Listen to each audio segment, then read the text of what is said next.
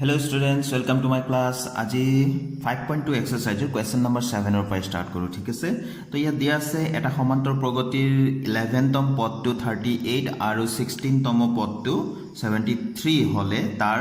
31 তম পদটো নিৰ্ণয় কৰা একেবাৰে সহজ এটো তো আমি এতে স্টাৰ্ট কৰিম তো প্ৰথমতে আমি দুটামান কথা আমি ডিক্লেয়াৰ কৰিলম এনেকে ধৰা হল AP2 অৰ্থাৎ সমান্তৰ প্ৰগতিটোৰ प्रथम पद ए साधारण अंतर डी तो आमी डिक्लेयर करि लले ভাল तार पिছত दिया আছে সমান্তৰ প্ৰগতিটোৰ 11 তম পদটো 38 তাৰ মানে A11 কিমান দিয়া আছে 38 ঠিক আছে তো ইয়াক আমি এনেকে লিখিব পাৰো A11 মানে A + 10D ইকুৱেল 38 ইয়াক নাম্বাৰ 1 বুলি দি দিলো ঠিক আছে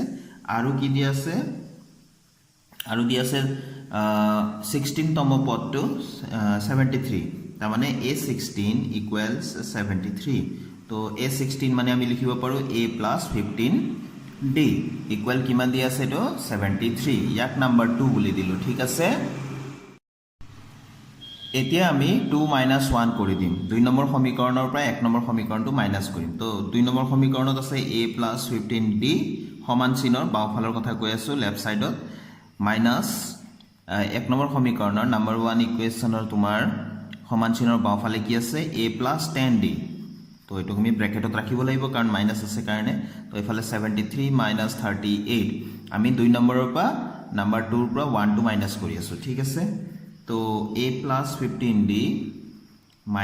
A - 10D আমি ব্ৰ্যাকেট খুলি দিয়াৰ লগে লগে বাহিৰত যেহেতু মাইনাস আছে গোটেইলে ইনফেক্ট হ'ব অৰ্থাৎ সাইনবিলাক চেঞ্জ হ'ব তো এটো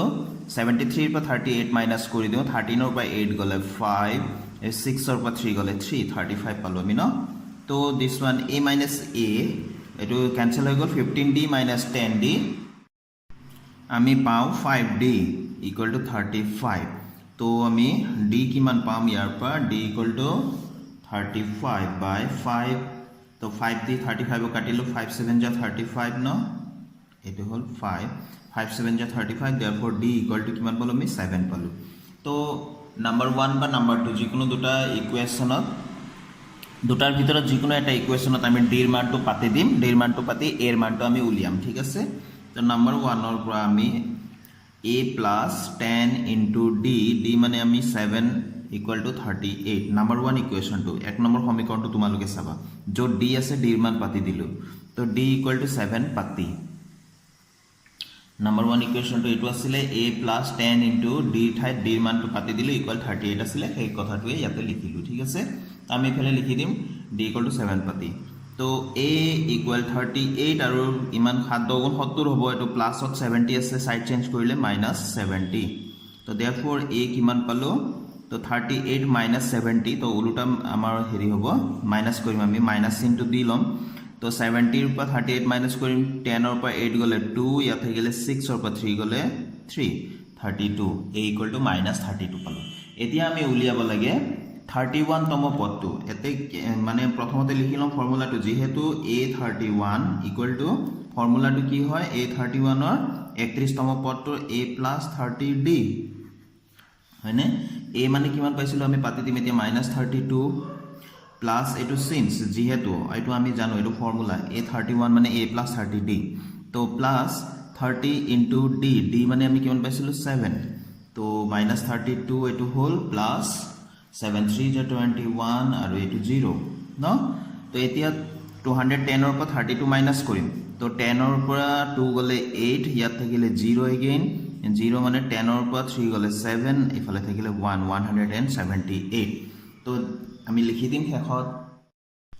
তো লিখি দিলো 31 তম এতেকে 31 তম পদটো 31 তম পদটো 178 এটো হৈ গল আমাৰ আনসাৰ স্টুডেন্টস এতিয়া আমি কোয়েশ্চন নাম্বাৰ 8 টো লৈছো এটা সমান্তৰ প্ৰগতিৰ 50টা পদ আছে যাৰ তৃতীয় পদটো 12 আৰু শেষ পদটো 106 29 তম পদটো নিৰ্ণয় কৰা ঠিক আছে তো ইয়াত আমি প্ৰথমতে আগৰ নিচিনাকৈ লিখি লওঁ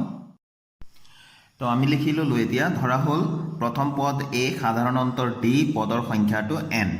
n টা পদ আছে বুলি আমি ধৰি ললো তো দিয়া আছে A3 তৃতীয় পদ 12 আৰু শেষ পদটো যেটো n তম পদ বা শেষ পদ 106 ঠিক আছে একেটা দিয়া আছে তো a3 টুক আমি লিখিব পাৰো a3 মানে a plus 2d equals 12 এটো আমি দি দিম নাম্বার 1 তাৰ পিছত an মানে আমি জানো a plus n minus 1 into d equals কিমান কিমান আছে 106 ঠিক আছে তো ইয়াতে আমি n ৰ মানটো আমি লিখিব পাৰো প্ৰগতি সাধাৰণত পদৰ সংখ্যাটো n ধৰিছিল n ৰ মানটো দিয়া আছে এটা সমান্তৰাল প্ৰগতিত 50 টা পদ আছে বুলি কৈছিলে তো ইয়াতে আমি এটো লৈ লম আমি দিয়া আছিল ইয়াতে 50 এটো 50 লৈ লম তো ইয়াতে এতিয়া মানটো পাতি দিও a plus n মানে 50 minus 1 into d equal to 106 ঠিক আছে তো ইয়াতে আমি a plus 49 into d equal to 106 এটো আমি লৈ পাই গলো এটো আমাৰ হৈ গল নাম্বাৰ 2 ঠিক আছে তো আমি এতে কৰিম 2 minus 1 আগৰটো নিচিনা a plus 49d minus a plus 2d এফালে 106 আছে আৰু এফালে আছে 12 106 এটো 12 নহয় জানো তো ব্ৰ্যাকেট বিলাক ওপেন কৰিম a plus 49d minus a minus 2d equal to 106 minus 12 কিমান হ'ব 6 ৰ পৰা 2 গলে 4 এফালে 9 ৰ পৰা 1 গলে সৰি 10 ৰ পৰা 1 গলে 9 তো a cancel এটো হ'ব 47 d equals 94 তো ইয়াৰ পৰা আমি d উলিয়াম d equal 94 by 47 তো therefore d equal 47 দিয়া 2 টাইম যাব তো 2 ঠিক আছে এটা ইকুয়েশন নাম্বার 1 ৰ পৰা আমি পাম আমি d ৰ মানটো পাতি দিম equation number 1 a plus 2d আছিল তো 2 into d মানে 2 equals 12 আছিল ইকুয়েশন নাম্বার 1 2 এটো হয়নে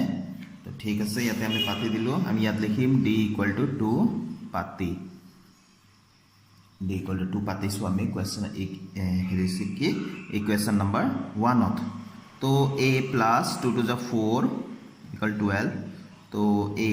12 minus 4 therefore a equal to কিমান পালো আমি 8 পালো এতিয়া আমাক কি উলিয়াব দিছিলে 29 তম পদটো 29 তম পদটো তো since a 29 মানে আমি লিখো ফর্মুলা হিসাবে a plus 28d তো a মানে পালো 8 আৰু plus 28 into d মানে পাইছিল 2 ইয়াত আমি লিখিম a equal to 8 আৰু d equal to 2 পাতি ঠিক আছে তো 8 আগতে পূৰণৰ কাম এটো 56 হ'ব 56 plus 8 64 therefore তো আমি লিখি দিলো এতিয়া ap2 29 তম পদটো 64 এটো হৈ গল আমাৰ আনসাৰটো ঠিক আছে এবাৰ আমি কোয়েশ্চন নাম্বাৰ 9 টো লৈছো ইয়াতে আছে যদি এটা সমান্তৰাল প্ৰগতিত তৃতীয় আৰু নৱম পদ দুটা ক্ৰমে 4 আৰু -8 হয় তেন্তে ইয়াৰ কোনটো পদ শূন্য হ'ব নিৰ্ণয় কৰা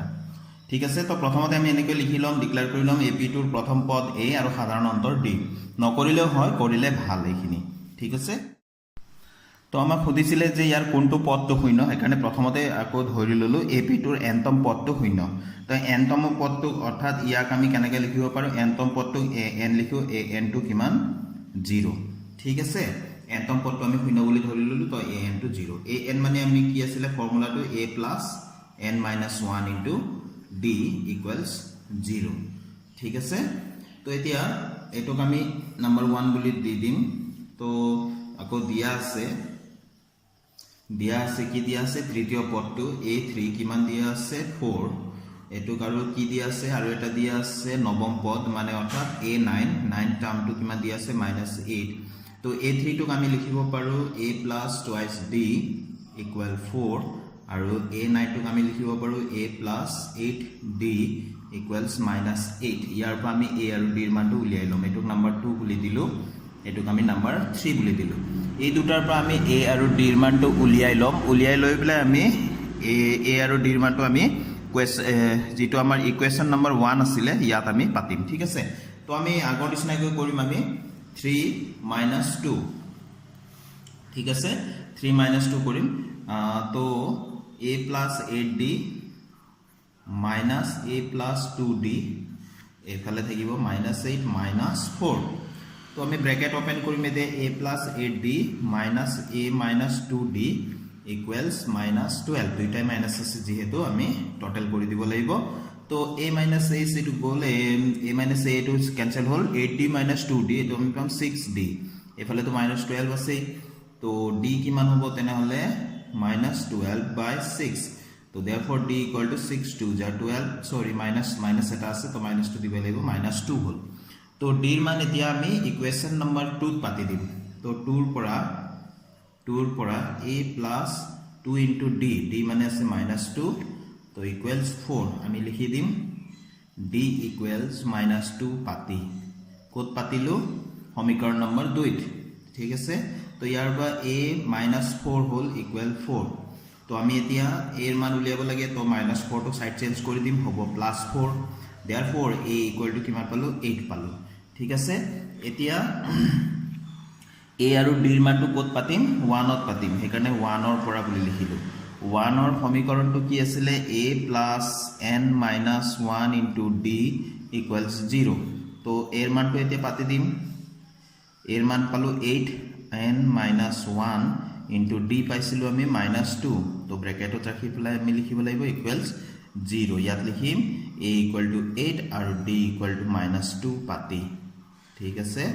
তো আমি কৰিলো তো ডাইৰেক্ট এই প্ৰথম লাইনতে আমি পাতিব পাৰিলো হয় এইটো আমি এই লাইনটোৱে প্ৰথমটো লিখিব পাৰিলো ইয়াতে তো এনেকে লিখিলে হল তো 8 plus minus minus twice n ঠিক আছে নহলে আমি এনেকে কৰিম তো এটো আমি এনেকে কৰো এনেকে কৰিলে বেছি ভাল হ'ব n - 1 into -2 এটো থাকক এই 8 টো যেটো আছে এক সাইড চেঞ্জ কৰি লৈ গলো -8 হল ঠিক আছে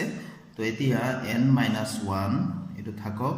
-8 ৰ তলত এই পুৰণ -2 আছিল যে -2 টো আমি সাইড চেঞ্জ কৰি দিলো তো পুৰণত আছে ই যাব হৰত মানে ডিনোমিনেটৰত মাইনাস মাইনাস ক্যান্সেল হল 2 4 যা 8 তো এফালে থাকিলে n equal minus minus cancel only 4 থাকিলে আৰু -1 টো সাইড চেঞ্জ কৰি লৈ আনিলো প্লাস মাইনাস অত থাকিলে তো মাইনাস থাকিলে কি হ'ব প্লাস অত